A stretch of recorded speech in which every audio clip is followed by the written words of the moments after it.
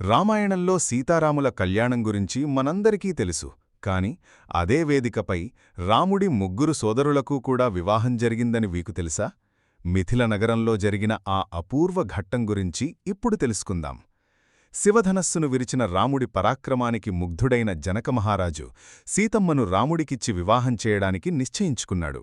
కాని వశిష్ఠ మహర్షి మరియు జనకుని ఆలోచనతో ఈ బంధం కేవలం ఇద్దరి మధ్యే కాదు, 2 వంశాల మధ్య బలపడాలని నిర్ణయించారు.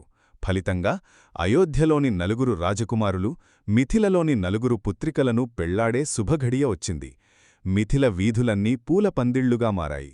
మంగళ వాయిద్యాల మధ్య శ్రీరాముడు సీతమ్మను పెళ్లాడగా, లక్ష్మణుడు జనకుని 2వ కుమార్తె ఊర్మిళను, భరతుడు జనకుని తమ్ముడు కుశధ్వజుని కుమార్తె మాండవీని మరియు శత్రుఘ్నుడు శృతకీర్తిని వివాహం చేసుకున్నారు. ఒకే వేదికపై 4 అన్నదమ్ములు, 4 అక్కాచెల్లిళ్లను వివాహం చేసుకోవడమంటే అది ఎంతటి నేత్రపర్వమో కదా!